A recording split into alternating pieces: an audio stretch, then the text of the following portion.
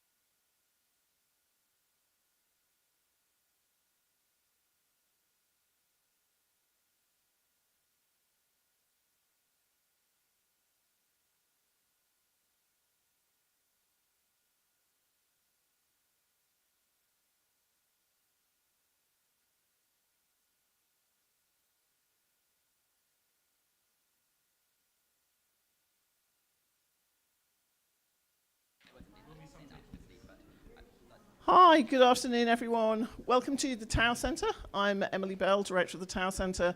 Thanks very much indeed for coming out this afternoon. I see quite a few familiar faces, some unfamiliar faces. This should be a really fantastic event. I'm so pleased that we're doing it. And I'm incredibly pleased that we're doing it with the Signals Network, who do amazing work supporting whistleblowers, and if you're not familiar with their work, I would say certainly kind of look them up. I'm sure Delphine will tell you a bit more about them in a moment. I'm incredibly grateful to the panelists, to Nabia, who's graciously said that she will chair this session. This came out of a conversation that our wonderful Tau fellow, Anika, and I had many months ago, where I was like, isn't it amazing that there are so many women, particularly women of colour, who have been very brave whistleblowers in tech? And we said, we really need to bring those people together to talk both about their experiences, but also what journalists need to know about this, how they need to handle whistleblowing. So I'm absolutely thrilled that we're able to put this on. Just a tiny bit of housekeeping. If you don't know the journalism school, the bathrooms are in the basement. We call it the first floor. It's not the first floor, it's the basement. So that's just out the door and then down there. There are refreshments at the end. So if you want to hang around and meet some of our speakers, meet each other, talk about the issues, that would be great as well. So with no more ado, I'm going to hand over to the Executive Director, Delphine Elgon, who I've known for a very long time. It just sort of occurred to me today. I wasn't quite sure my French was up to it. But Delphine, welcome, and thank you very much indeed for making this happen. Thank you so much, Emily, and thank you to all the team at the TO Center for hosting us today for this very important discussion. So your French is amazing, Emily, and and my name is Delphine Elgon, and I'm the Executive Director of the Signals Network. So for those who don't know us, the Signals Network is a 501c3 nonprofit organization, and we have a very specific mission. We support the journalist sources, we support the whistleblowers who have shared public interest information with the press. So, and we are actually very busy. We have an amazing legal team who leads the whistleblower protection program, and they receive on average 2 new requests a week. And that's how we receive requests for support. A lot of the support we provide is legal support, but it can be security support, it can be therapy sessions, and so on and so on. And so we have been working with many whistleblowers for a long time, but one of them is Anika Collier-Navaroli. And I really want to thank her again to bring us all here together, because that was really your idea to have this important discussion. And as I said, we have been working with you since the fall of 2022, when you decided to identify yourself as the Twitter whistleblowers who had shared major information with the Congress about the role of Twitter during the January 6th attacks on the Congress. And, sorry. And as Emily said today, we really wanted to discuss what journalists should know when they work with tech whistleblowers, and especially women and people of color.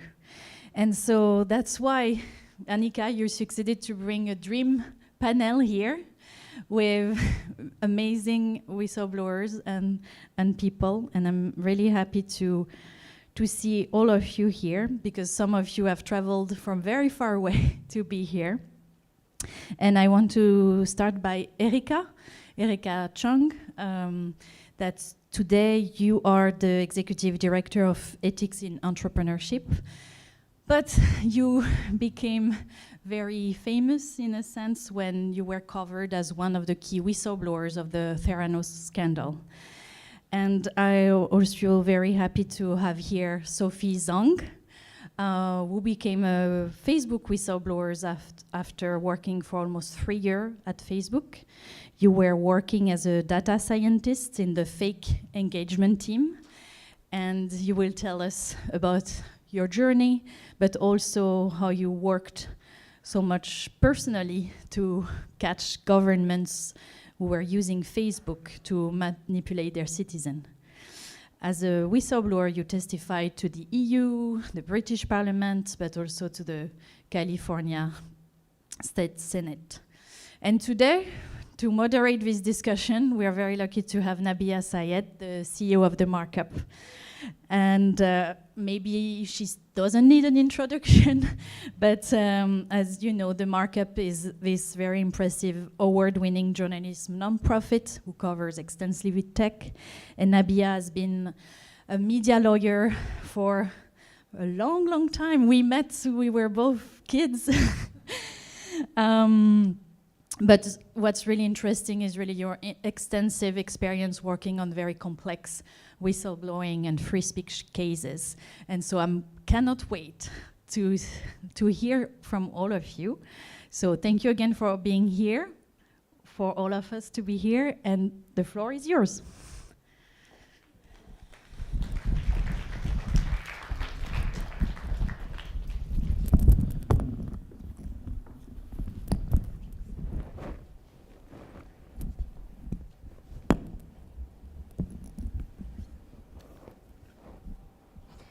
Thank you, everybody, for coming out for this conversation. I am so excited to have it. The journalism-source relationship is the bedrock to so much good journalism, but we often talk about it in these very thin ways, right? We talk, as a media lawyer, we talk about it as a quasi-contractual relationship, right? It's arm's length. It's you try to figure out what you can from the whistleblower and verify it. Even in the ethics conversations, aside from a recent trend towards trauma-informed journalism, it's often a conversation centered around off the record, on the record, background. How do you extract as much information as you can? And the reality of this relationship is that it is emotional, it is nuanced, it is difficult, and I just haven't been in a space where that conversation's ever been surfaced. So I'm so glad that you got it on the agenda and we get to have that conversation all together today. So I just want to, I'm sure people in the audience all know the amazing work that you've done already. In case they don't, I'd love to just go down the line and hear a little bit about your own experience and story as a whistleblower, but I'd love for you to orient it around a very particular North Star, which is what elements of your background really compelled you to want to step up and speak out? And so we'll kick it off with you. Yeah, thank you all so much for being here. And for joining us. You know, when I first came forward as a whistleblower, I did so pseudonymously, right? And so I, you know, didn't use my name, didn't use my image, didn't use anything that kind of identified myself. And when that happened, the Associated Press reported that I was a man. Yeah, right? And so it became very clear to me that there were assumptions that were being made about who this person who could be coming forward to talk about for the first time on the record, you know, Twitter during the Trump era, right? And it wasn't someone who looked like me, and it wasn't someone who loved like me, right? And so I had, you know, these wonderful folks who are sitting next to me who had come before me in this sort of whistleblowing journey. And I remember, you know, when Sophie, and I don't want to steal your thunder, but when Sophie came forward and reading her story about how her identity and the way that, you know, folks that, you know, identify the way that you are being impacted by this content mattered, right? And so I realized that, you know, saying and showing my face and identifying the way that I am and saying, hey, I'm a Black queer woman who worked in tech and did this work, and not only do I exist, but we've always been here, became really important for me and part of the reason why I am sitting here today. Thank you for that. That's, yeah, it is, all of the bias evident in just deciding that the whistleblower, of course, had to be a man is a fascinating thing to parse. I want to come back to that, please. Yeah, so this is going to be a bit of a long answer, Yeah, unfortunately. go for it. Yeah, so anyways, I worked at Facebook, like Delphine said, on the fake engagement team. And just for some context first, everything you might have heard about me in the press, for instance, catching the governments of Honduras and Azerbaijan red-handed and Indian politicians and etc., that was work I was doing in my spare time. It was not part of my actual job. It was related and close enough that I got away with it, but it's not part of the job. To use an analogy, suppose the NYPD tomorrow hires a new policewoman and they tell her, we want you catching people who steal things in New York City. And that new and what they mean is shoplifters, purse snatchers, etc. And this new policewoman does this, but also she works in her spare time to work with FBI to track down a group of PRC state-sponsored hackers who are hacking into NYC hospitals to demand ransoms. This is technically what she was ordered to do. It's entirely not what she's expected to do. And so, like the sort of things I whistleblowed on were things that I was working on in my spare time to try and stop. And so there was never like necessarily a specific clear point that got me into whistleblowing per se, but rather a very slow journey, because from the start, when I saw problems, I wanted to fix them regardless of whether it was my job or not. And that leads to the natural question, why did you care about this? Why did you care this was not your official responsibility? And for that, it really does have to do with my identity, because like many people, I've been let down by authority figures in the past. Like, I'm a survivor of child abuse. When I was 13, my father discovered I was trans and did his best to beat it out of me, quite literally. I showed up to school the next day with bruises across my face and my arms. I wore long sleeves. I did my best to wash the blood off because I expected people to ask questions, but no one did.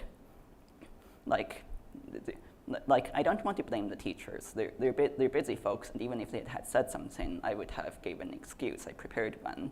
But at the same time, there was a letter of responsibility versus the principle of responsibility, and it's clear that one had been fulfilled and the other had not. Like when I was in grad school at Princeton University, I was being harassed by another student, and I was very stupid in retrospect. What I should have done is I should have gotten evidence. I should have videotaped it and etc. and went to the administration. But I was young and naive. I'm still naive, but that's young. But anyways, I brought it to them. It was a he said, she said, quite understandably. And I ended up running away and going into tech. And you know how that story ended. And perhaps you also understand why I extensively documented everything I gave to The Guardian. But anyways, the point I'm trying to make is that I've been in a number of positions where people have official responsibilities, but they don't but they do not carry it out as much as you would like, because they're human, they're imperfect, they cannot do everything. Like university faculty, you go into faculty because you love research, and then suddenly you get to do more and more things that aren't research, like make grant works, or wrangle students, which is basically like teaching or employee managing when they're grad students, or that sort of thing, or figuring out what happens when one student says there's harassing another. And none of these are part of what you expected to do, but they're still things you're responsible for. And anyways, I decided when I was very young that if I were ever in a position of responsibility, I would do my best to try and avoid failing others the same way that I was failed. And honestly, when I decided this, it was a throwaway comment. I never expected it to go anywhere, but instead, even today after I'm famous, it's I still get let down. Like, I went to university at the University of Michigan. Like because now I'm famous, I get invited to speak places, and I'm speaking here now. I've spoken in Belgium, in Delhi. 2 years ago, I keynoted a conference in Queens. But when I was invited to speak at the University of Michigan, I couldn't. And the reason for that is that my abusive father, who has publicly admitted the abuse to the press, this is not in dispute, he's a professor in good standing at the University of Michigan, and the University of Michigan has decided that they can't do anything to protect me from him, including when I go there to speak. And I don't want to fault them necessarily for the decision they make, but I cannot understand this specific one. Sophie, I'm sorry for what you went through, but thank you for sharing that and sharing that background with us. Yeah. Erica? Yeah, thank you, Sophie. So I think in terms of my whistleblowing journey, it was really drug out from the day I started. I was 22 years old. It was my first job out of college. I worked for a company that was a biomedical company that was trying to revolutionize diagnostics.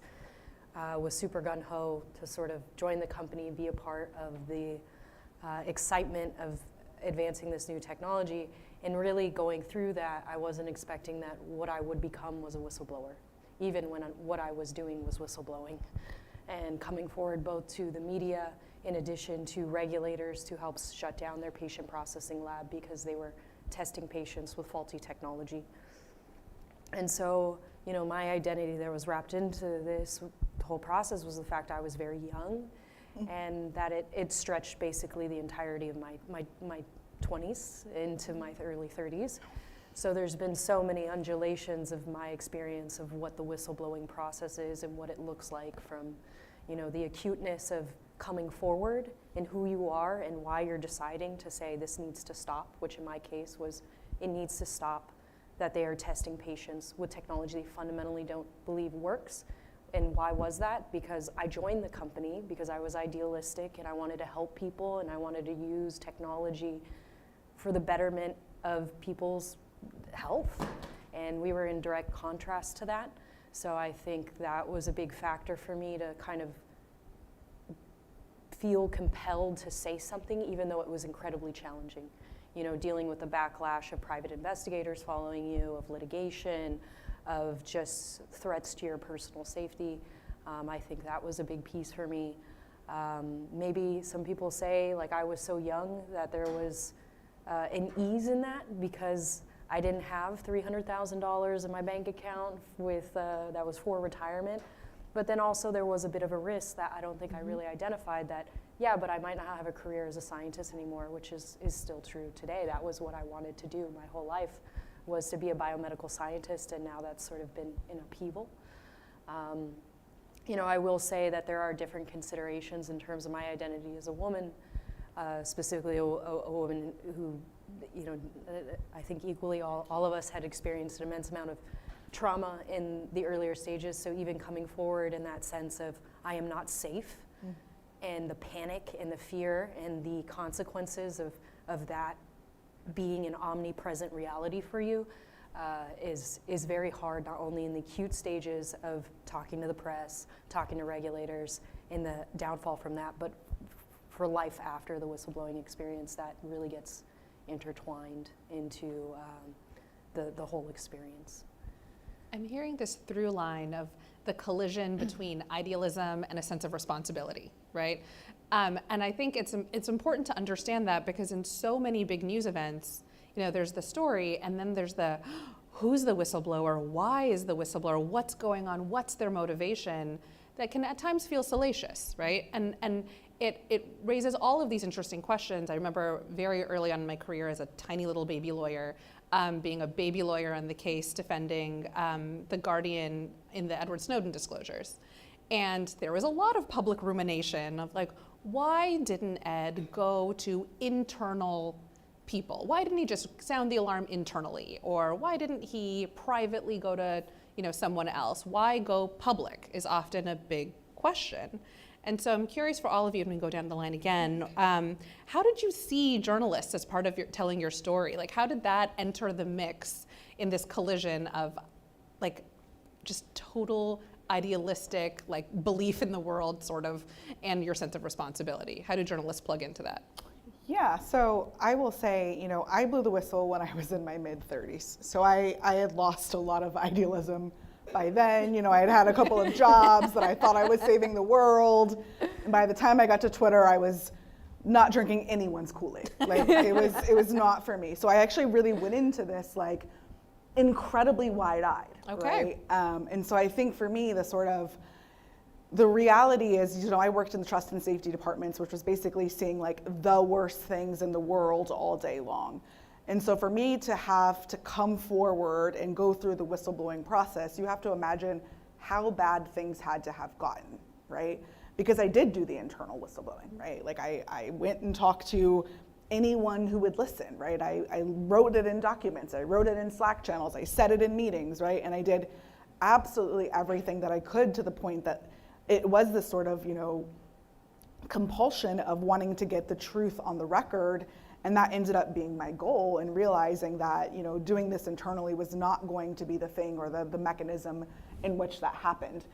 So I'm trained as a journalist. I went to school here 11 years ago, and so I always knew of the power of journalism. And so for me, you know, if my goal is to get the truth on the record, then it became very clear to me that I needed to work with journalists. And so, you know, for me, it became not just, you know, one journalist, but thinking about media in all of its various formats, right? So talking to a, you know, newspaper journalist, talking to a magazine, talking to podcasts, talking to documentarians, which is literally the way that I was taught journalism in this building, right? That it comes in all of these variety of different formats, and understanding, you know, who can tell my story in what format in order to get to this goal of getting the record on the truth. And like, why? Because, you know, we're taught, like, journalists write the first record of history and the first couple of records of history, right?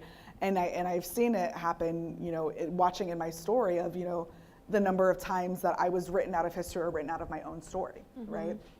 And so having to do the work of making sure that I'm inserting myself in these conversations that are happening and talking to folks to make sure that, again, I meet this goal of mine of getting the truth on record. So for me, the first thing you need to realize is that I'm an introvert who hates talking to people and hates attention. And so if you want to describe in 2 words how I see journalists when I was coming forward, I would say terrifying and powerful. Like I had no experience in journalism or with the journalistic field before there were a lot of considerations between, like, print media, different organizations, etc., that knowing what I do now, I would have considered a lot better at the time. But at the time, I was completely over my head and decided to YOLO it. And YOLOing something that you have no idea how to do that's really important, well, it can work out, but it's also often not the most ideal, and I could have definitely done things better in that regard. But with regards to having journalists in telling my story, I guess from my perspective, like I said, there wasn't a clear break point for me to become a whistleblower. Rather, it's what happened was I saw a problem, and they kept trying to push it further and further internally. Like, I spoke to everyone up and including one of the vice presidents at Facebook, which I have to say is very unusual because I was super low level. It's like, I don't know, it's like an undergraduate meeting with the president of Columbia tomorrow. Like, this is really weird. Like, maybe if you're president of a club or something, that's a really important club, maybe, but like, I wasn't doing anything. And so it's not like I wasn't raising the issues, but I was doing my best to fix it. And the break point became when they told me they were firing me, and which would leave no one left to fix it. I mean, I offered to stay on free of charge, but understandably they weren't quite willing to take that. And so journalism was the next logical. I mean, every time it didn't work out, I just escalated one step further, and journalism was the obvious next step, even if it terrified me.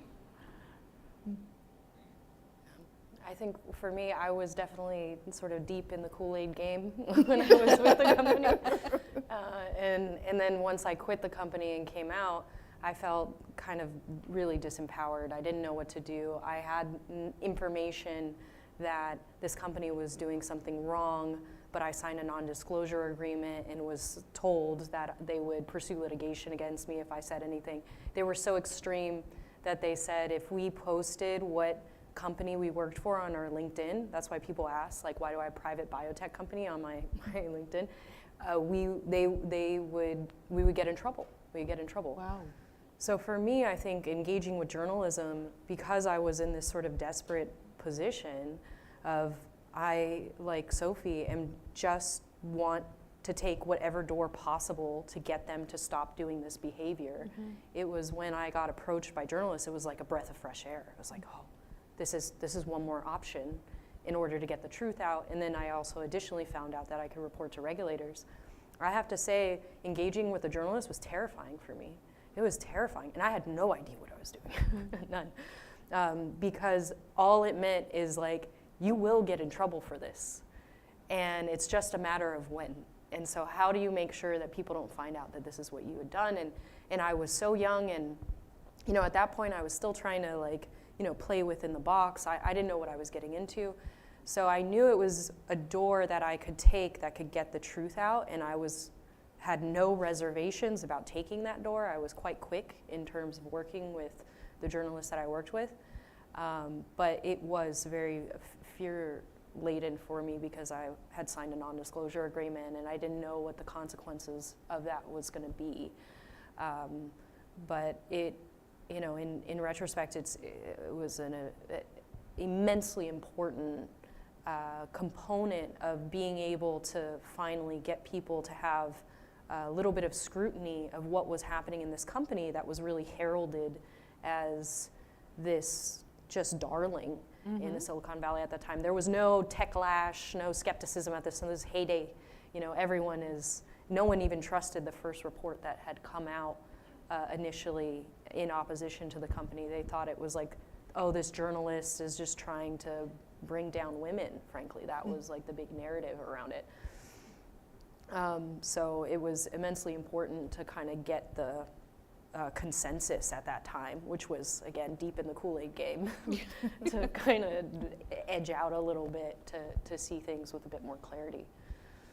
Sophie and Eric, in both of your stories, one thing that strikes me as you're speaking is, you're taking this act that for you, it sounds like it's sort of an act of last resort, and it's an extraordinary thing. And so your half of the relationship is colored by that, and the journalist's half of the relationship is, this is what they do all day, right? Like there's sort of an interesting asymmetry that's there of like, yeah, what we do is work with sources all the time. This is extraordinary to you. It's quite mundane for us. And I wonder how, in the beginning of sort of the journalism-source relationship, you maybe get to choose what journalists you work with. How did you decide who you wanted to work with for such a big, scary decision? We don't have to go down the line. Anyone can jump in with their feelings. Okay.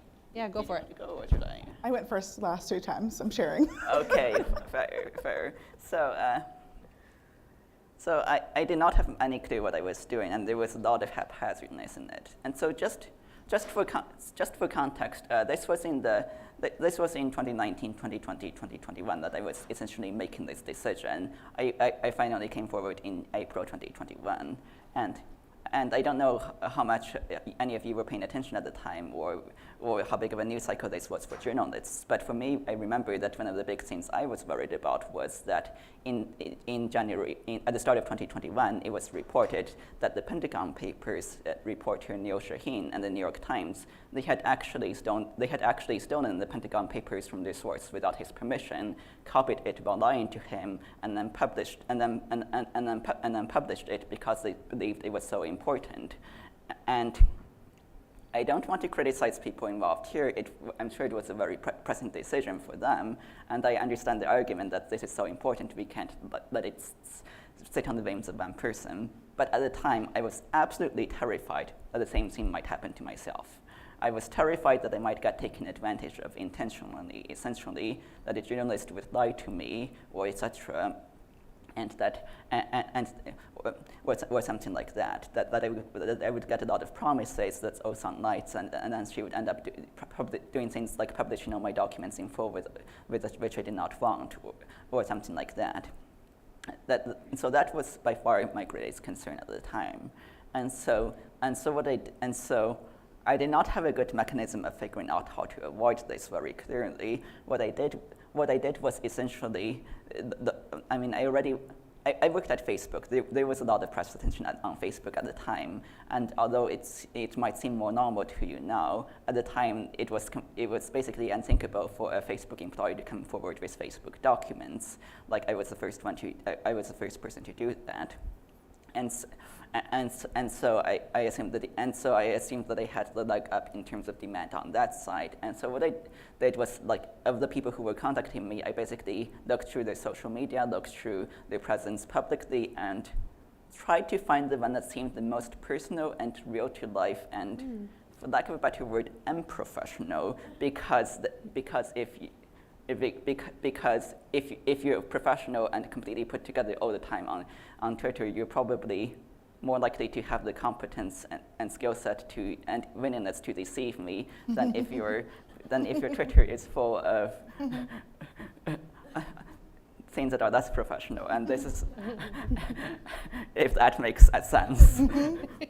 And I mean, in retrospect, that is not the only thing I should have been worried about. But that was my heuristic and metric, as silly as it sounds. And I hope you understand why I'm saying that. And this is not intended as a criticism towards any reporters. Did you just look at their Twitter or also other, embarrassing YouTube videos? I'm trying to understand how broad the sweep was.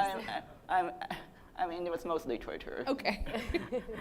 I had limited time. I was trying to do my job at the same time. Fair enough. Yeah, and this was all on my home computer and stuff. And yeah, and obviously I was also reading things they published and stuff, and that sort of thing. But yeah. But it's so interesting because you would, so many of the newsroom conversations I've been in, people really think about their body of work as like, I've worked in this area, I'm trusted in this area, but you were really sizing up sort of like what's their personality, perhaps what's their sophistication or their orientation around what you perceive to be tactics of the job. Essentially, I was not worried about their competence or expertise in that area because I honestly assumed that if you got hired at a major press firm to cover something like this, you already knew it. I was worried about would they take my documents, feed me a bunch of lies, and steal them. Are they trustworthy? Yeah. Yeah, which I mean, I think in retrospect I was too focused on that, but this was basically my #1 issues at the time. That's fascinating. What about you folks? Yeah, so I think in my case, there's different types of journalists that I've engaged with because this case was just so big. I think working with John specifically with the Wall Street Journal, who broke the case, I had no rubric. It was out of desperation. It was just, he effectively approached me. And the one thing that made me call him up almost that same day, and we ended up going to this bar where I ended up sort of telling him everything that was going on internally, was he had worked on other cases in healthcare fraud, and he had won a Pulitzer. And that was, for me, I was like, okay, this guy has worked a decade at the Wall Street Journal in healthcare fraud. He has to know what he's talking about. And that's what made me make the decision quite quickly, I think. In retrospect, I probably would have done some sort of further analysis. Because those are very different approaches. Yeah, no, mine was like a less than 24-hour decision. And even to this day, I should probably have a stronger rubric with who I decide to engage with, but I'm just winging it. I think I really need to be honest. I'm just kind of, I try and do those things, but it's just not my world, right? So I don't even know if I can make appropriate assessments, but for me, that was the key indicator. It was like years of experience, worked in healthcare fraud, and I saw he won a Pulitzer for some sort of Medicare fraud case, and so I read that report, and then it made me think, okay. And also, he allowed me to be anonymous. So I was also an anonymous whistleblower for majority of the time, and I wanted to stay that way, but because of a litigation case, my name got leaked, and had a similar experience to Annika, where they were misreporting on things I said, and someone said to me, if you don't control your story, other people will, and that was, in fact, my case. So then I started to go more public from there, but I didn't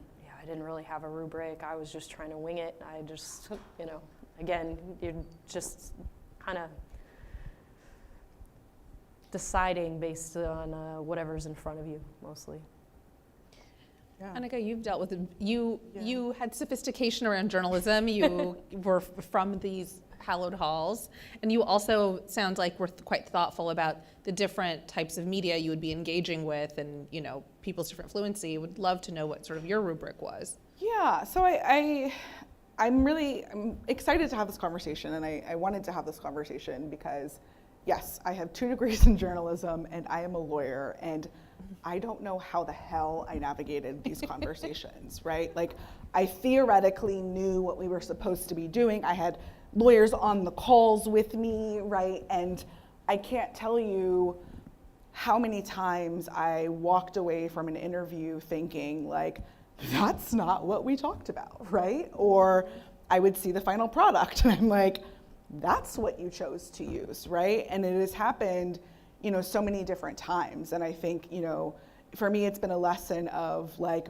learning the industry and creating my own rubric and what works for me, which I'm sure we'll get into, is so different than, you know, what I was kind of trained to do as a journalist, right? And so for me, it's, I work with folks that I feel are trustworthy, right? So when I first decided to come forward, I went and looked and saw like who was already covering the story. Mm-hmm.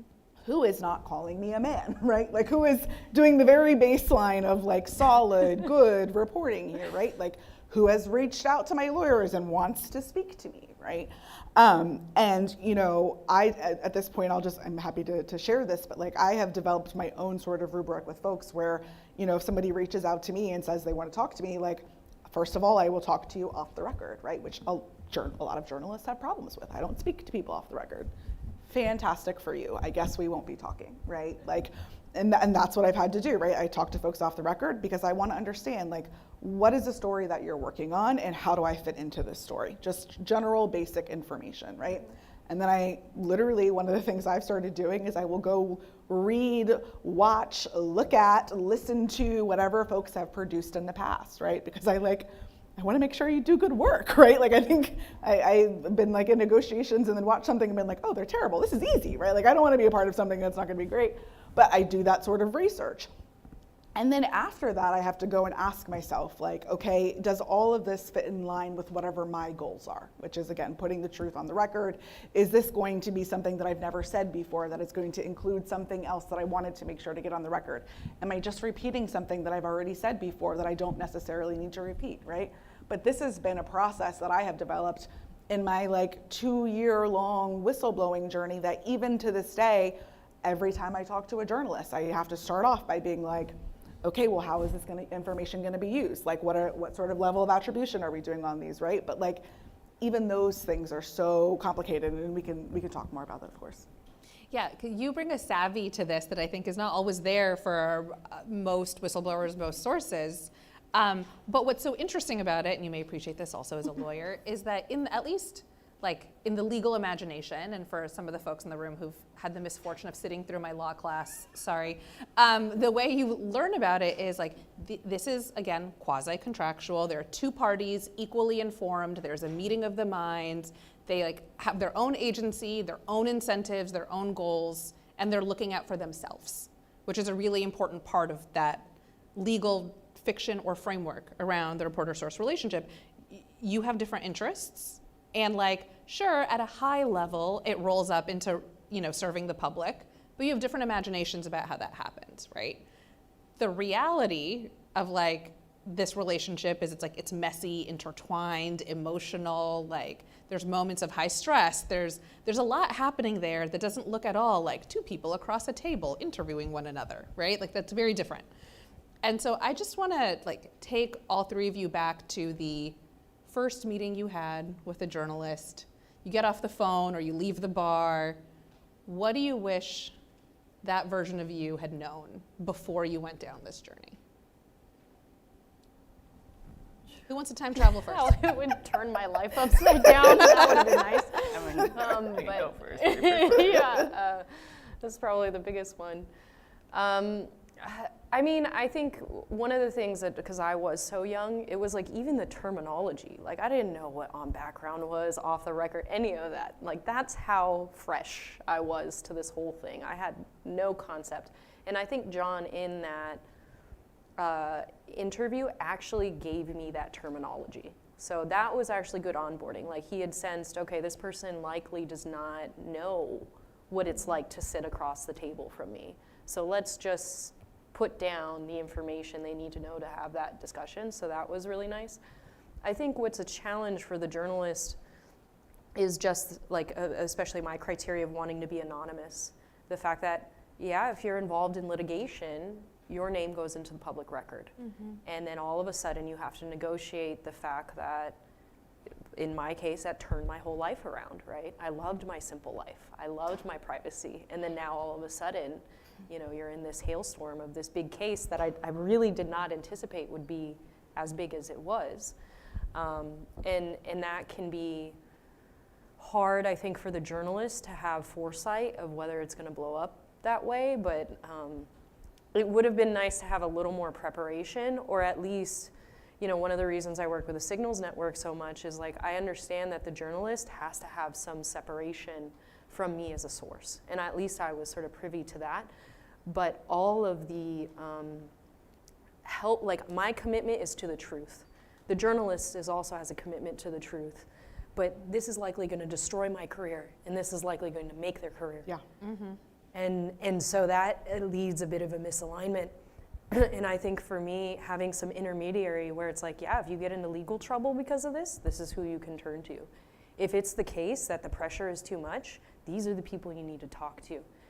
You know, for me, what was immensely helpful through the whistleblowing journey was I became good friends with Cynthia Cooper, who was a WorldCom whistleblower. She changed my life. And it's like if I'd talked to some intermediary that said, you need to talk to other people who have gone through this experience to not feel like you're crazy, that would have been immensely helpful. And it's always hard to know, like, how much is the journalist responsible for, because we're both free agents in this conversation. I don't know what that is, but there were a lot of those things that sort of came up along the way.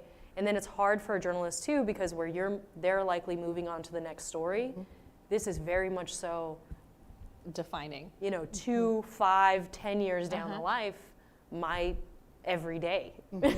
And so then, and that's a bit challenging, right? Like how do you balance that out? I don't have all the answers there, but it's just some insight into what that kind of looks like at this side of the table.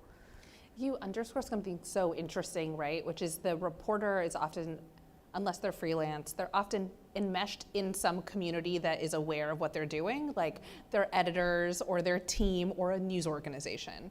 But by virtue of the secrecy around this, you might not be, right? You might not be. You don't have that infrastructure.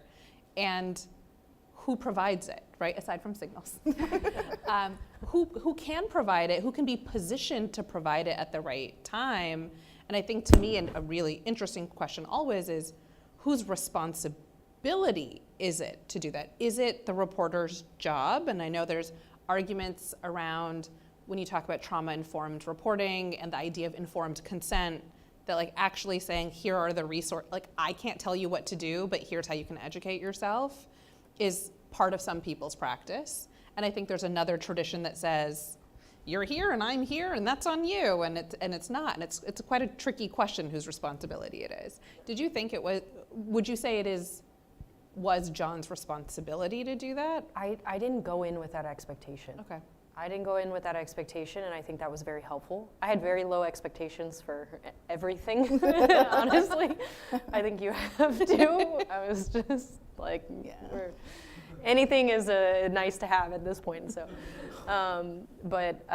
you know, I think the biggest win for me, I think in the John case, and I commend him and celebrate him and say what a wonderful job he did in this case constantly. Like he is a real champion, real hero, and I had no appreciation for investigative journalism as I do now, because that's how impactful. And the biggest thing was competency.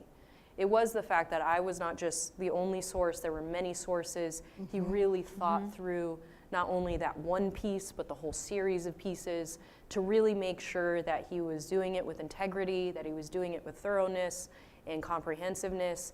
And it was a true commit to sort of uncovering all the things. And so, and the fact that he did such a good job was enough for me. And then I realized I was my own agent, and that all the other things I would have to sort of figure out how to cope and figure out. But the competency was enough for me.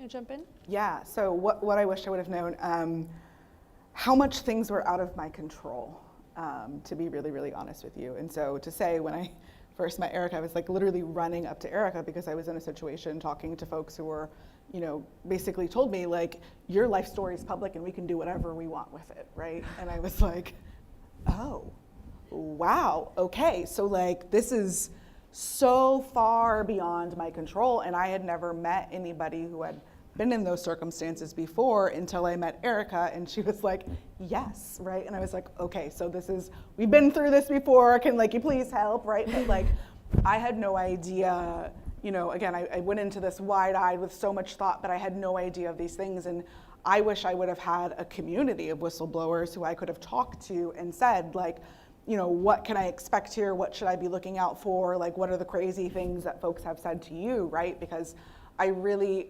honestly and truly didn't know. And to your question, kind of around responsibilities and roles, and, you know, one of the things that I think about in the anecdote that I will give is, you know, I mentioned I went to school here. So, you know, I sat here in Pulitzer Hall and was taught by a Pulitzer Prize winning journalist. And, you know, one of the things that we were taught is when you're doing a story on somebody, you want to go to their house, right? You want to get into their house and you want to go look and see who's on their fridge, and you want to get into the bathroom, and you want to get to know your source and all of these things, right? And so I've had so many sources be like, can I please come interview you at your house? And I get it, right? I'm like, I know what you're trying to do here. You are trying to be a good journalist, right? You are literally trying to do the thing that you are trained to do, and yet I work so hard to make sure that nobody knows my address and where I live because of safety concerns, right? And so having to navigate this thing and have to say, like, I genuinely know that what you are trying to do is your job and do it really, really well, but that's literally in conflict with my safety, right? Or me being able to help you to do your job really, really well.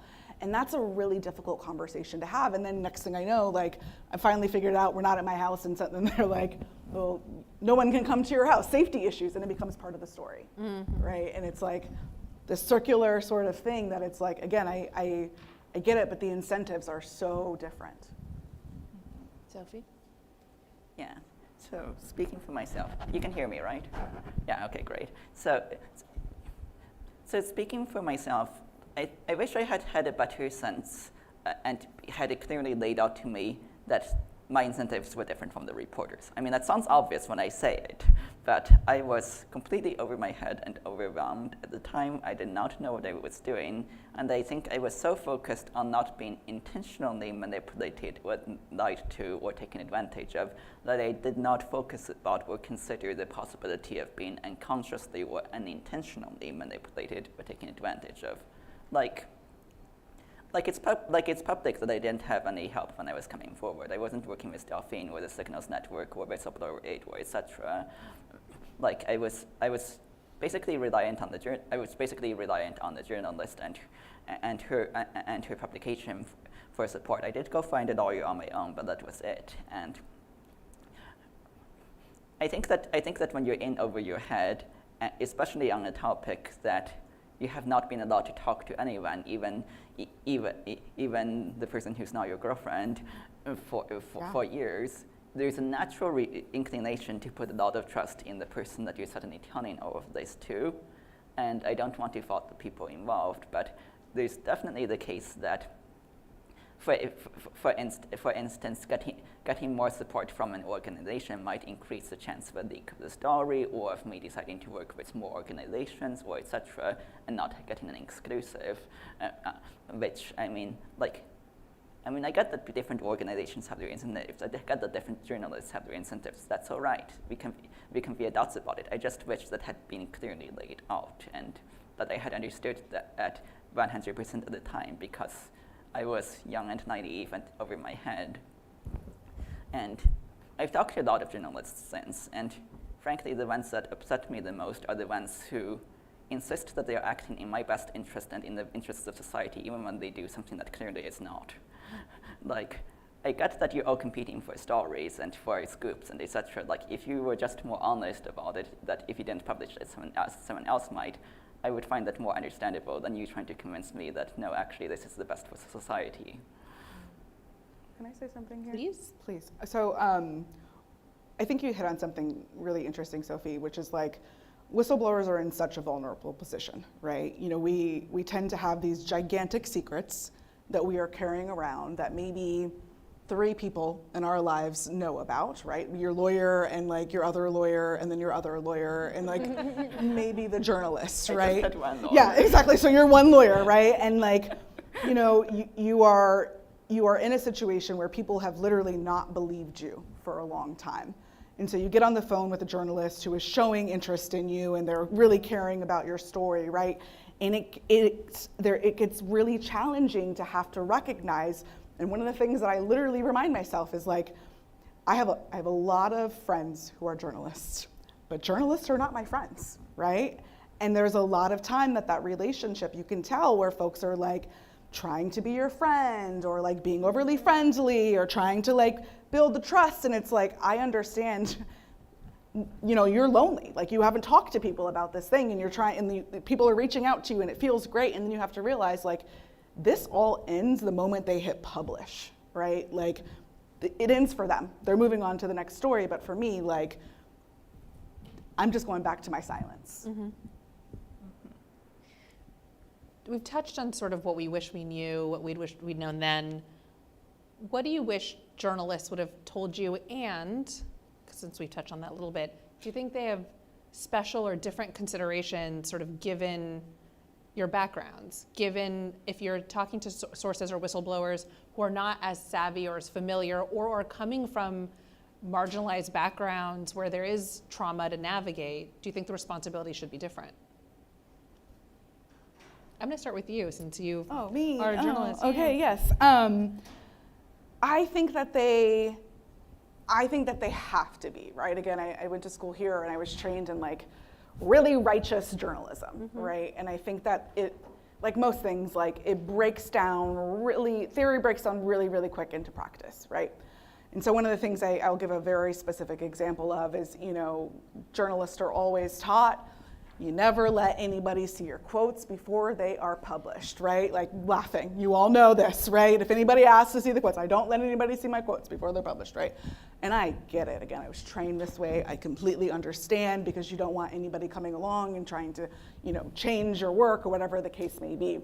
And yet, here I am in a position in which, you know, what I say could lead to me being physically harmed.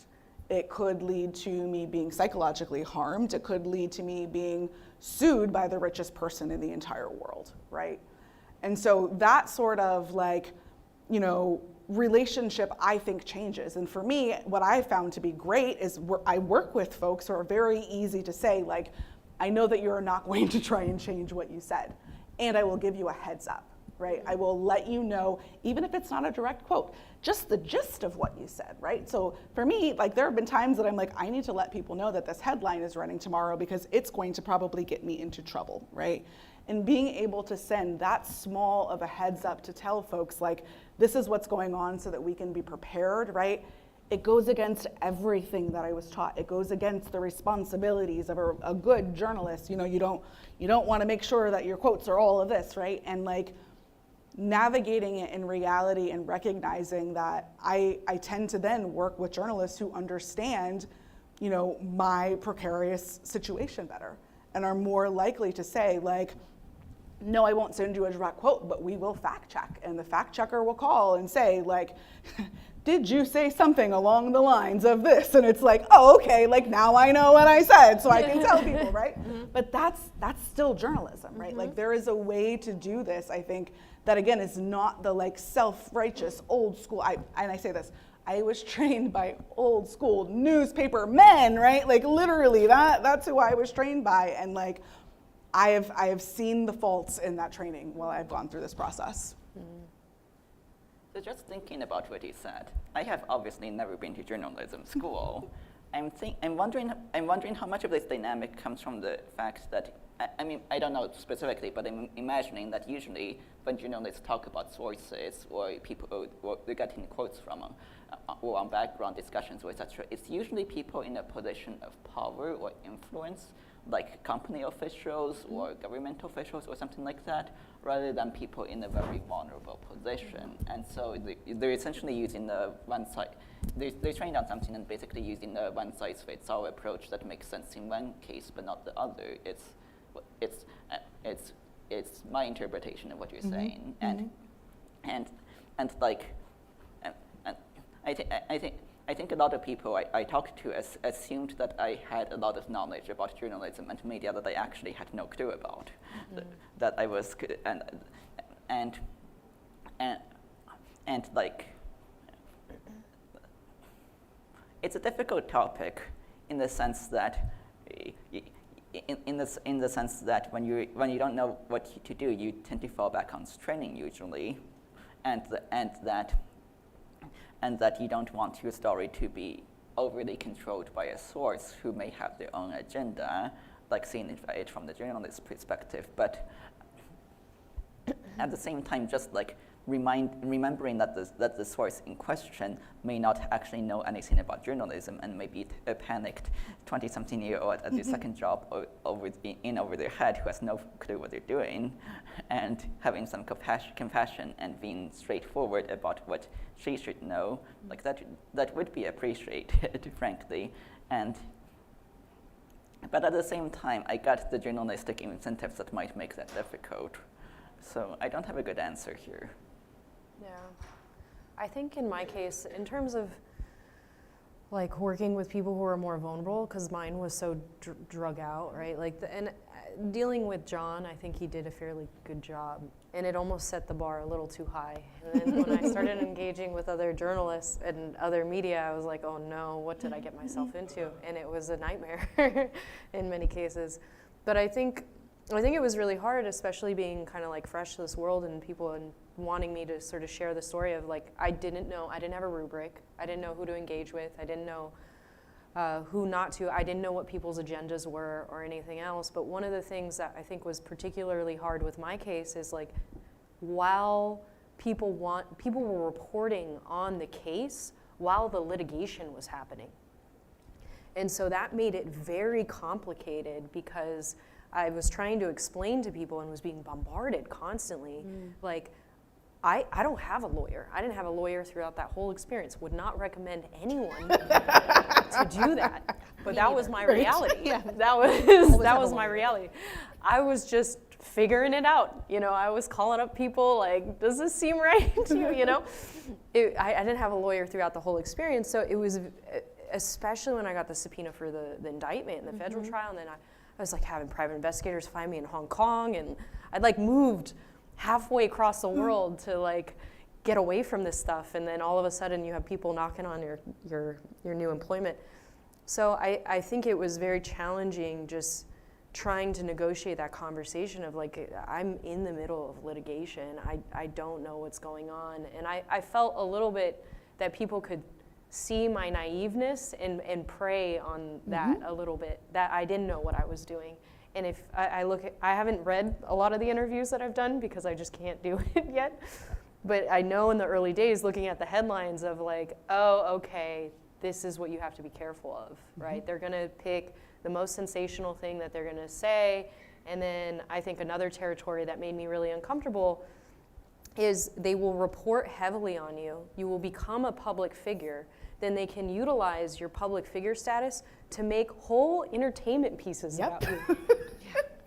And you have nothing. You have nothing. You can't say anything. You can't do anything. And like for me, what I tell people is a famous example. The reason I figured out that the Hulu series came about is because I was driving to my gym in LA, which is right next to Hulu, and I saw the on my drive.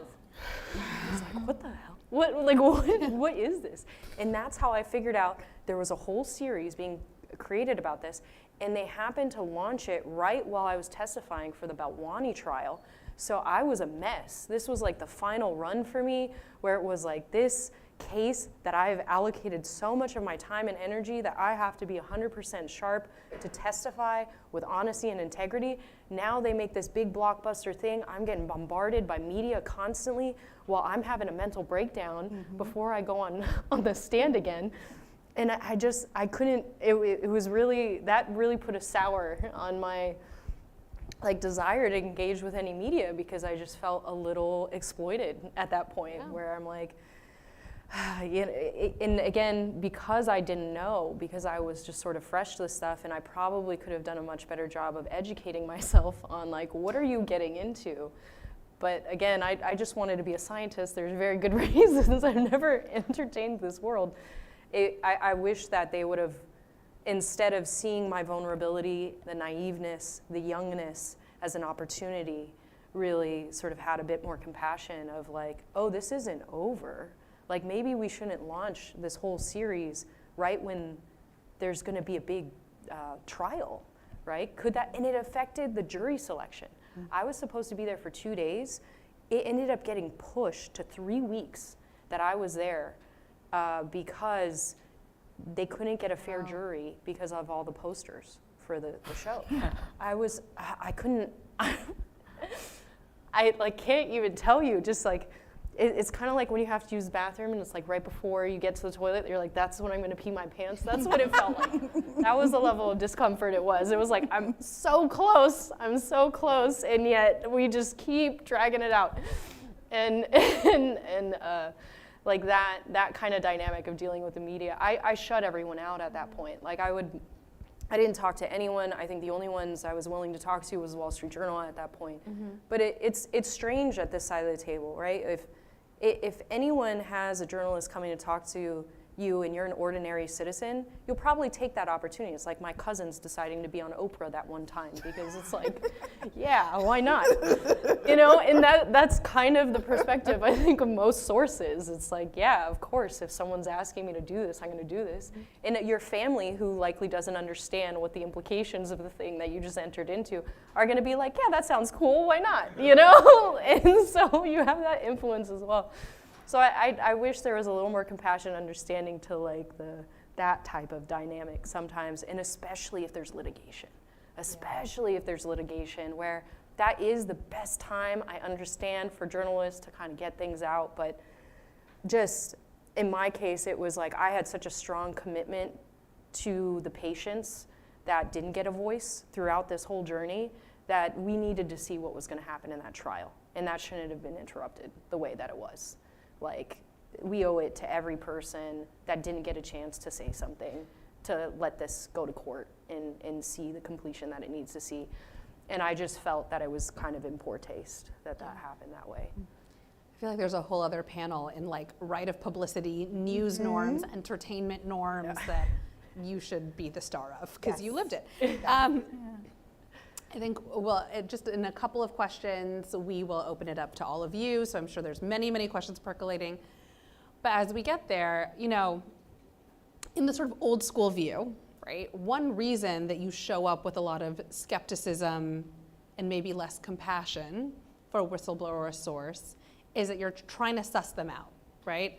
And again, for the people who had the misfortune of being in my law class, we teach this example of the Archer Daniel Midlands whistleblower who, if you had better things to do in the 90s and you weren't paying attention to this, that's fine. But basically there was a big Wall Street Journal investigation into ADM, and during it they realized that the main whistleblower, who was absolutely telling the truth about the wrongdoing he was seeing at the company, was also embezzling $10 million on the side.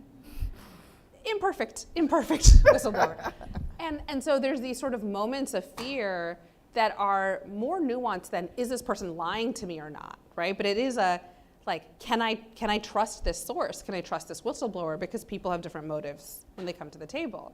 And I'm curious from your side if you can offer any wisdom to the reporters in the room who are trying to suss out your trustworthiness as a whistleblower as you are sussing out theirs, and maybe default to skepticism or a less than compassionate bedside manner in the way that they do? And can we imagine a more holistic, productive approach that still serves the like, can I trust you, can you trust me dynamic?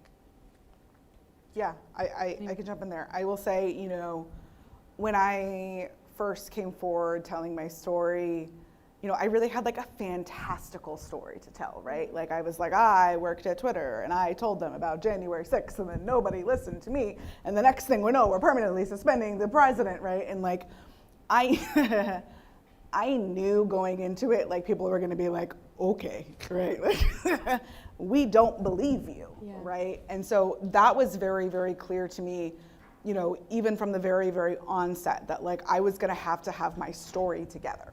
Right, like I was gonna have to write out my timeline, make sure that I knew what I was talking about, and make sure that like when people were trying to put holes and figure out the holes in my story that like I knew what they were. But the other thing that I always offered that has saved me actually in so many different occasions is I've always said there are other people that were there. And I'm more than happy to connect you with other sources who are more than happy to talk to you off the record, to talk to you anonymously, who can make sure and back up my story, right? And I say that because I can't tell you how many times and how many how many instances I have been in which my story has been discredited, right? Or there has been something that someone has said that I didn't do that they are saying that they're doing, and I have had to say, like, go talk to the person that you know that you can talk to who was also there, or the other person that I gave you, or the other person that I gave you to talk to, right?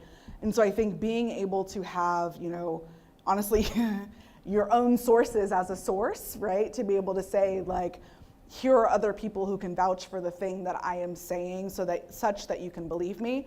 I think the other thing is to realize, like, there's no such thing as a perfect source, right? Like, we are human beings, right? Like, we have our flaws, and like, we just happen to end up in these like really crazy circumstances and really crazy situations in which like we happen to be involved in things like people getting harmed or like democracy coming to the end, and it's like, well, I guess I'll say something, right? But like, we weren't trained for this, right? Like, this is not like I don't think any of us chose this path, right? Like, yeah, no, exactly, right? Like, this was not when I left here 11 years ago, I never thought, like, let me go be a whistleblower, right? Like, no, absolutely not. And so I think recognizing, again, like, we are human beings, and like, fact checking, right? Like, I didn't realize that fact checking was so out of style until I started working with folks, right? And anyone who fact checks, I'm like, thank you so much.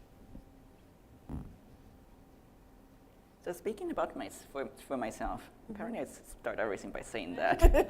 Speaking for myself, and definitely just myself, but from the start, this was a subject I was concerned about from the whistleblower side, which is why I extensively documented everything, which was very, very unusual at the time. I handed over 2,000 pages of documentation, which, I mean, that would be very, very hard to fake, especially or something like that. And I don't think the journalist actually asked for evidence when I first brought it to her, but I gave it to her anyways because I assumed that she might feel it or etc. And after that, the Guardian was essentially verifying my story, was in a position of essentially verifying my story, and so I could go to other people. No, I'm not going to give you the documentation, but I'm willing to talk to you, or something like that. From the journalist's verification perspective, just from my own perspective, one thing that I have had a slight pet peeve about it isn't about journalists verifying what I say, but verifying what the company says. So I mean, like, I worked at Facebook, of course, and so in every story there's a statement from Facebook. And so I'm going to give you the short synopsis of what's happened with Facebook's stories with regards to my work in India. And so just very brief synopsis. In India, I found there were a bunch of cases I found. In one of them, an Indian politician's account where someone with control over it was running a number of fake accounts to boost him. Facebook was willing to take this down up until we discovered the politician was directly involved. Then everything went silent. So backstory, got it? Done. And so first, when the Guardian published this, Facebook's first response is, "That's wrong. She's lying. We took it down." We gave them evidence that showed otherwise. They said, "Okay, our new story is yes, this is true, but we took it down without telling her half a year later." Which, okay, I can't contradict that. They say they did it without telling me, and I guess I can accept that. And so that was the story I kept relaying until at a new organization, I relayed their own story, and their new story was, "No, she's lying. That didn't happen. We took it down right away." As in, they contradicted the story a second time, and the organization was treating it as a she said, they said, without recognizing that they went back on their word. And eventually, when they released the documents for the entire world to see, after a news cycle with me offering them to the Indian Parliament and the Indian speaker inventing a pocket veto to stop it, Facebook's final response was, "We cannot comment on these documents because we have not been publicly provided them," which is technically true, but rather hard to believe when they have been publicly released for the entire world to see. But the news kept portraying it as a he threat, she threat situation, and I mean, Indian journalism is its own can of worms. Mm-hmm. But I do wish that reporters had taken Facebook's words with more skepticism rather than defaulting to the basic he said, she said, when one of the people had changed their story like 4 times or something. I think even when you look at like whistleblower hotlines, one of the things that they'll tell you is you really have to think about, what are they telling you? What is happening? What fundamentally is the source of the complaint? And to try and like disentangle that from the motivation. Because I think it's very easy to allow what is their motivation, who are they, all these sort of like characteristic of the individual to sort of cloud what is the fundamental information that they're giving to in the hotline case, to the hotline. What is the behavior that they want changed? What is the fundamental concern? What is kind of going on there? And then to really kind of like separate that from the motive. Because I think in terms of the things that people have said to me that have definitely been the most offensive and kind of scary have been in people making assumptions about my motive. Like just blatant, just crazy things that I just couldn't even imagine. But it's like, what is the key thing that they're kind of complaining about? And then what is the risk level of sharing that too? Because it is a barrier to say something. It is a barrier to decide to come forward. You are inherently taking a risk, and this is actually, I think, more counter to human nature than it is something that we decide to go along with. So I think like factoring those in, and then also, asking, do you have other people who can corroborate this story? That is so crucial, right? And if you can see that this person is naming this person, these dates, that with that level of specificity, and that you can fact check those things, and that's great. But even with normal whistleblower complaints that you might have in a company or in a government, that's one of the hardest things for people to do is to say, what is the actual information and the implications of that information that they're giving me, aside from who that individual is.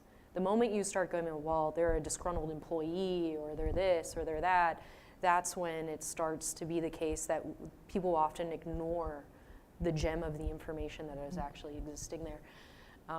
So I think maybe that would help work with the trustworthiness. Speaking to people that they worked with is another thing. What were the kind of dynamics of other people who were maybe in the same arena could also be useful. Well, it's just about time for questions from all of you folks. One last one, just to bring to close the entire relationship, right? It's like it starts, there's a lot that happens, there's a lot you wish you knew, and then publication happens. And you've touched a little bit on the aftercare aspect, or the lack thereof. And I'd love to hear your experiences sort of like post-publication of story.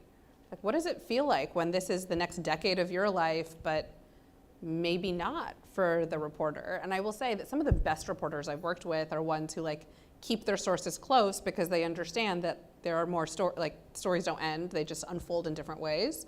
But not everyone heeds that advice. So we can start with you and work our way back down. Yeah, I think honestly the first report that came out was really underwhelming. I was like, oh no one's gonna understand this, it's so technical.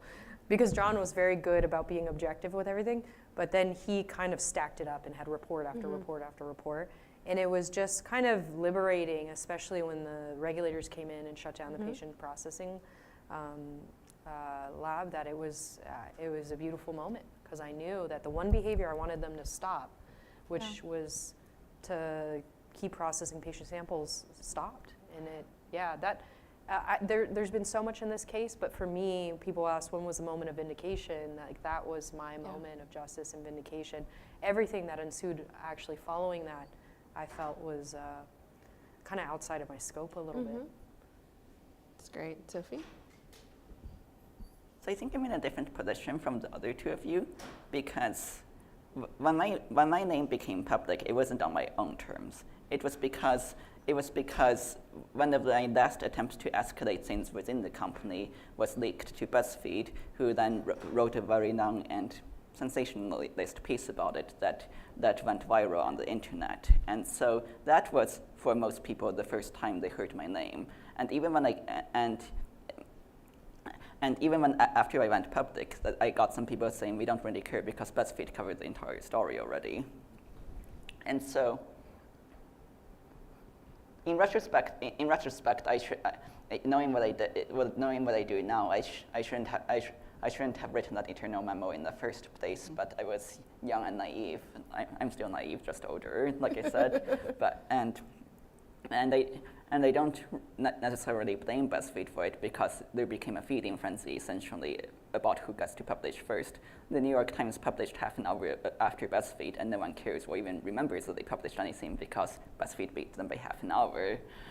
But anyways, that was certainly a very frustrating experience, both because I felt like my voice had been stolen, and also because I felt like it had been done so irresponsibly, because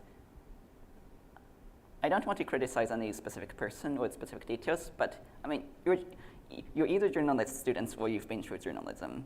And when one person writes like 8,000 words in an all-nighter, that is not necessarily going to be of the highest quality. There will be things that you get wrong, turns of phrases you might choose differently. And then when that is leaked to the press, who writes in their own all-nighter while they are ostensibly on vacation, a long piece about it that then goes viral, there will definitely be things that get lost in the mix, things that are misunderstood, things that are confusing, or etc. Like, to give you a sense of how quickly they published, there were typos in the name of the link that they published with that I corrected for them, and my first experience, and there were a lot of silly issues. Like, for instance, I used bad actors, which is a security industry term to describe something about an Indian election.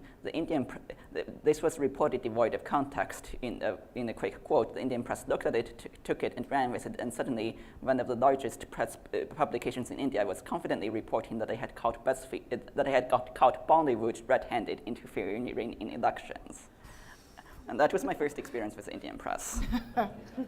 and so anyways, my first reaction was, I guess, a feeling of disempowerment, a feeling of frustration, and a feeling of lack of response, that things were not being done responsibly, that things were not being done carefully, and I think that informed a lot of how carefully I spoke to the press later on. And when I finally came forward with The Guardian, there was actually not that much interest in comparison. There was definitely some, but not as much as when BuzzFeed. And so there were additional feelings of essentially my voice being stolen. But I mean, these things happen. I don't blame them. I don't blame them necessarily in terms of journalistic incentives. If they had not published, someone else would. The Washington Post, New York Times, and BuzzFeed all got their hands on it. I convinced the Washington Post not to publish. The other two I couldn't. But if I had one complaint about the whole thing, it was the way that they made everything sound like it was in my best interest and in the interests of society, and that when things were being misinterpreted, what they told me was that that's fine, we can't control people's minds, and you're wrong to expect us to do so. Yeah, so in the story in which I kind of disclosed my identity, ran in the front page of the Washington Post, and I worked with a wonderful reporter, Drew Harwell, over there. And you know, I think, I feel like there's like, in the whistleblower's life, correct me if I'm wrong, but there's like the day before publication and like the day after publication that kind of like marks your life, right? Because you go from this like very, very secret, as I said, very isolated life to the next thing you know, literally your face is on the front page of the Washington Post. I will say I lived in California at the time, and thankfully they don't sell the Washington Post out there. And so it was impossible to get it. And I was like, well, I guess there's a lot of people in DC, right? Who like get to see my face, right? But it definitely, it changed my life, right? I think, you know, the thing that happens when you decide to blow the whistle is like, you never get to unblow the whistle, right? You never get to kind of run away from it. You sit up here and my name is Twitter Whistleblower, right? Like that is, that is who I get to be for the rest of my life, even though like I worked at Twitter for 2 years, right? Like I've had 3 jobs since then, right? Like, and you kind of get stuck in time, right? Like you kind of get stuck in this piece of amber in which like you did this thing and as many things as you can do afterwards, or like you can pivot, you can do whatever. Like this becomes a part of your life and it becomes a part of your story that you are, I guess, forever and ever going to be talking about, like working through, healing from, right? And again, like that's such a difference between, you know, hitting publish on a story that you got as an exclusive and like makes you and your paper look good versus like 3 years later, here we are, still talking about it. Well, thank you so much for sharing vulnerable stories, some of the most vulnerable moments of your life on this stage. It is now time for a couple of Q&As. Is there a microphone, or do we think we'll be able to? There we go, there's a mic. Do we have time for how many questions? I don't know what time it is. At least we'll start off the first one. Hi, thank you so much. This was a very nuanced and very helpful presentation. My first question, well, I don't want to take up too much time. In terms of the reputational damage, which is quite clearly an issue for any whistleblower, I think it's very interesting that the Trump case was the damages of over $80 million were not just for emotional distress, and the case can be made for emotional damages and distress that accrue to the whistleblower, but for reputational damage. So I think this is very important to bear in mind, and I think it's important for law schools to begin focusing on this, perhaps on clinics for whistleblowers, and where students are trained and it becomes a matter of legal precedent that a whistleblower cannot be barred from employment in the future because of their integrity, because of their devotion to justice and rectifying societal wrongs or corporate wrong. I think this is such a crucial point, and I think the speakers have really aptly discussed, you know, their vulnerability, their safety damages, and how they carry this with them. But it would be interesting to hear. My thought is that it is much more difficult to work in your profession, and we're talking about highly trained individuals, med tech, data science. These are PhDs or graduate training, and I know in my case I've trained in a PhD program and also at Cornell, Columbia, and Yale in finance and economics. And if you're a whistleblower prior to exit, you have not attained an exit where you're financially secure. So I think these are critical issues, and I thank you for mentioning them. Can you speak about reputational damages that you feel that you've encountered or suffered? It's so hard in my case because I was so young, right? Like this was my first job out of college. So it's like the reputational damage in a way is kind of, it wasn't ever able to come to the full completion of a career in a way. And I can only give like a handful of different examples of, yeah. Yeah, this 100% happens to whistleblowers, especially on the governmental side. And I would say the people who have it the worst are governmental whistleblowers in terms of being able to seek employment after they blow the whistle. And majority of those cases are not reported in the media. You don't see these people. I would say that's the bulk of them. Corporate whistleblowers, it might be a little bit different. But I will say, you know, a lot of the early whistleblowers, especially female whistleblowers, like Sharon Watkins or Cynthia Cooper, like they couldn't get jobs in the accounting world. They were definitely blacklisted from those industries. I only had one example of trying to get into COVID diagnostics during COVID, and I was like, okay, I don't know what's going to happen with the world, but I have a background in diagnostics. Let me jump in a lab. And I had interviewed with the CEO, the CSO, and one of the other ops managers, and made it very far. And they were like, okay, we're going to hire you in. And I think they did a little bit of a Google search, and I didn't get a call back from that, and I followed up with them several times. So I think there is some of that. I can tell you, when you tell people, if people figure out that I'm the whistleblower, you can visibly see it. Yes. Yeah, you can see the discomfort in people. And I don't know why. This has been a sort of bizarre thing, but it makes people visibly uncomfortable.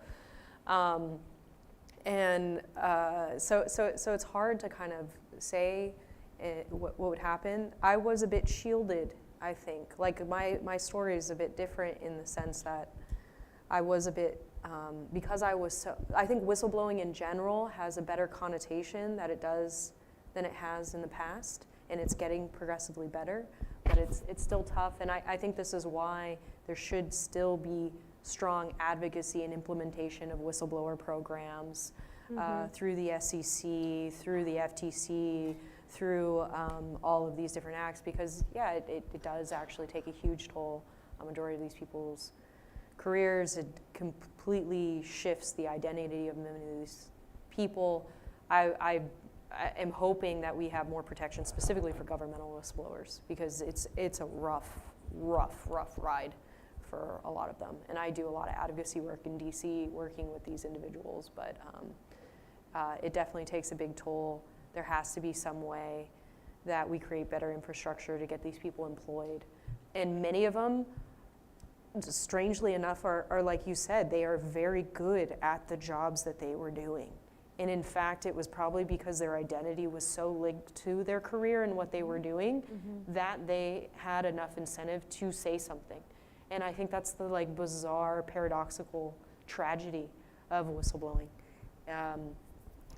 So whether that's creating a circumstance that people seek out whistleblowers for employment, you know, I think there are a few institutions like Deloitte is surprisingly good at hiring corporate whistleblowers, and even governmental ones. But yeah, maybe changing the narrative around people. I've been so open about assuming the word whistleblower, in part because I know it has a negative connotation, and the more I own the term, the easier it is for people to see the reality of this is a excellent and effective mechanism for accountability. And even though it has these negative connotations and this sort of discomfort for people, it doesn't need to be that way. But yeah, there are a number of different regulatory programs that you can tap on that have whistleblower awards.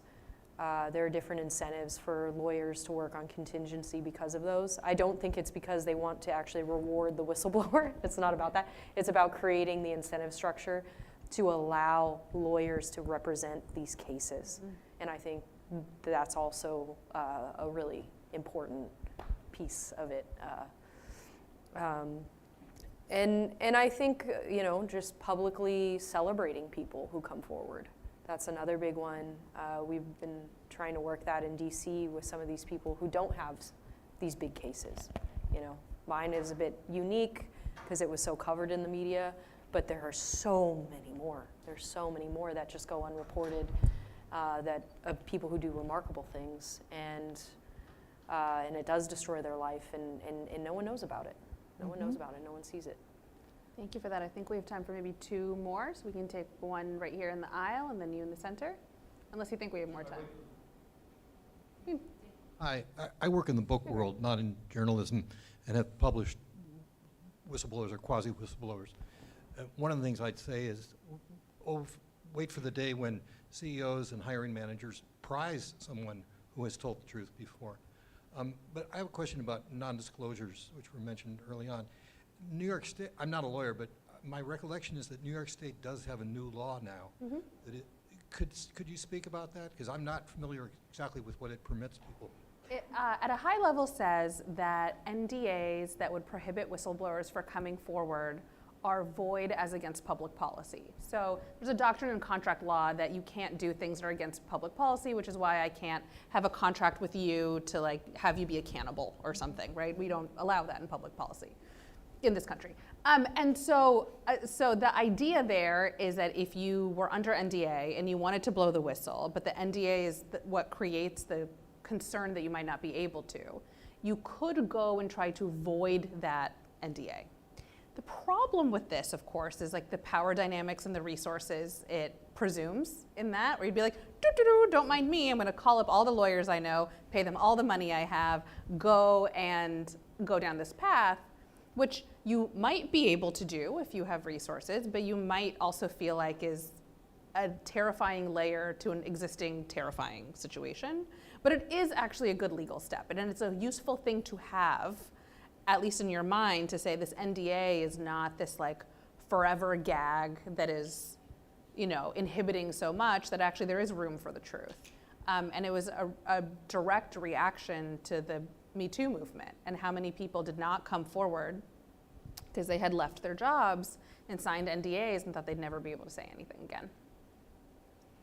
So just as another comment on this, so with whistleblowing, there's both a legal definition and a colloquial definition. Yes, yeah. The first Yep. is someone who reveals legal wrongdoing, which I think you two qualify as. The second, it's just wrongdoing in general, whether it's illegal or not. And I mean, I have given documentation about potential crimes to law enforcement agencies, but that's not the focus of what I've done. Most of what I have done is about activities that are that I and most people intuitively consider unethical, but are sufficiently new that they are not against any law because no one has thought about creating laws that cover it before.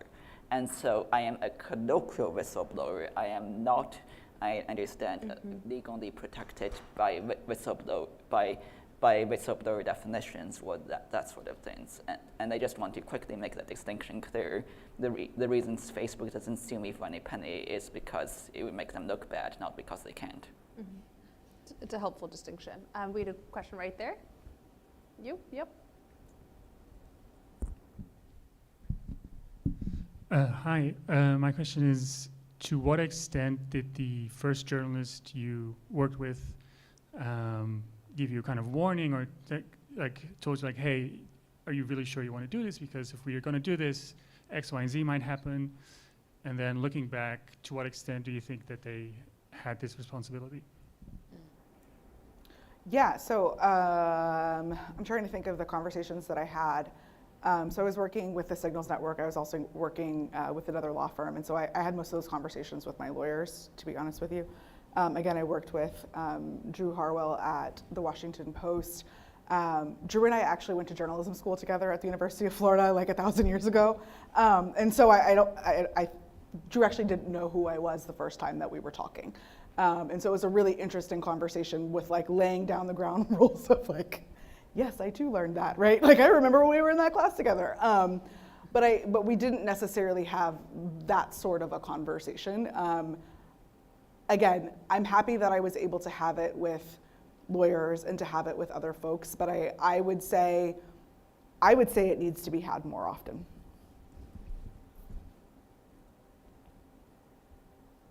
I'm trying to remember the details, and honestly, I don't remember very well. I remember that I was warned against some things. For instance, I was advised to get a lawyer. The fact that I was coming forward with documentation specifically was very new at the time. I was asked to double check that specific part. Are you sure you want to come forward with to actually give these documentation to me? I think both she and the lawyer expressed concern about that. At that point, my name was already out, and besides, I was literally the only person at the company who was working on this and concerned about this, and so there would be no internal ambiguity over who I was. And so whether I would stay anonymous was not something that was talked about, but there was specific articles that the journalist suggested minimizing my involvement in. So that's what I can remember. That's what I can remember regarding words of caution and similar. Yeah, we were under the understanding that there was a handful of sources that sort of came forward. So it felt like the anonymity was going to be stronger because of the fact that there was like a group of us. I will say the person who probably got hit the most was Tyler Schultz, who was the other whistleblower in this case, because he had provided documentation that had a specific percentage around it. That is why prior to the publishing of the documents, he ended up getting embroiled in so much litigation. And so I don't think, in the conversations I've had with Tyler, I think he had some understanding that litigation was a possibility, even prior to that detail, but it wasn't something I think that was as thoroughly expressed about basically this point of what happens if your anonymity is leaked. Like, there's only so much I can promise to keep you anonymous, and that there are certain risks, and maybe that like warning could have been a little bit better. And then even when Tyler went on the record, and he had done that quite early, I think there was some discomfort around what it was going to be like to be a big Wall Street Journal, article about being the whistleblower of the Theranos case. So, and being the grandson of George Shultz and everything. But I don't think it was really given to us that, like, are you sure you want to do this? There was no disclaimer, really. It was more, do you want to do this, do you not? And I think when it comes to documents, those numbers, that was kind of something that we didn't realize was going to be a big issue. Was we were working with percentages, and I think it was like 29% or something like that. It's not hard to then go trace all the emails by these individuals to figure out who put 29% in addition to 17% in there, and it's very easy to get that traceability. So that could have been managed, but I think also with these cases, it's sort of up to chance. You don't know where it's always going to go, and there are lots of unintended consequences that are very difficult to prepare for. But even saying that, maybe it would have been helpful. There are unintended consequences, and it could be either very banal and unexciting, or it could be pretty volatile, and maybe that would have been useful. Any other questions from folks? Yep, there in the back. Hi, you guys have given some really incredible and actionable advice for the journalists in the room, but I wonder if you have any words of wisdom or advice for people who are considering blowing the whistle. Yes, I do. That's a whole nother session. I sure do, right? Yeah. That is a whole nother session that we can spend a lot of time on, and I'm just going to give you my motto that I give to anybody. Well, first off, call a lawyer, step one. Always my advice. Yes, let me start with, if you were thinking about blowing the whistle, please talk to a lawyer, step one. But what I always say is, if you were thinking about blowing the whistle, if you see something going on, save a copy. Yeah, evidence is so important. Evidence, dates, names, the more specificity, the better. Any ability to corroborate that. I'd put a bigger thing with a lawyer. Make sure it's the right type of lawyer. Oh yeah, that too. And know that they work on contingency, because especially if you're in a state where you're younger and you have no idea, I didn't know what I was doing was whistleblowing. So I think that makes it harder. But getting people who actually have the right insight to comment on the case. Mm-hmm. And that takes some investigation. Mm-hmm. Who's the regulatory body who's in charge mm-hmm. of reporting the wrongdoing? Is it a discrimination case? Is it a false claims case? Is it a fraud case? What's kind of going on there? So find the right one. Try and find people who work on contingency to begin with. And find advocacy groups. I think is highly, highly underutilized. Because they will be able to save you a lot of time and money than going straight to the lawyer, because you don't always know if you're going to get a good one right off the bat. Mm-hmm. But they'll have gone through the ringer of supporting these cases and having a bit more insight onto, again, what these unintended consequences are. But I feel like lawyers, advocacy organizations are two good first steps. Yeah, but and pay attention to the specificities of your case, because it's not all the same. Not all whistleblowing is the same.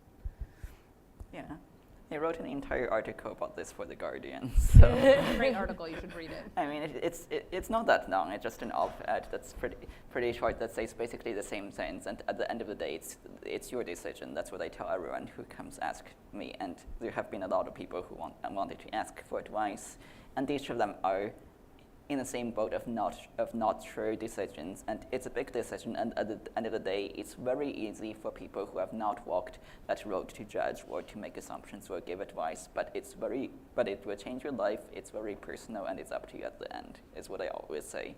Well, not exactly, but in so many words. Mm-hmm. Yeah.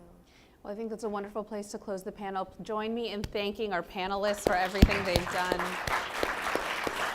And thank you you so much to the Signals Network, to the Tau Center. Thank you, everybody. Thank y'all. Thank you. Yeah, thank you. Just say again, thank you. That was an amazing set of insights for anybody, whistleblowers, journalists, book publishers, etc. Nabia, thank you so much for just steering a brilliant conversation. Do join us for some cheese. Get some snacks, y'all.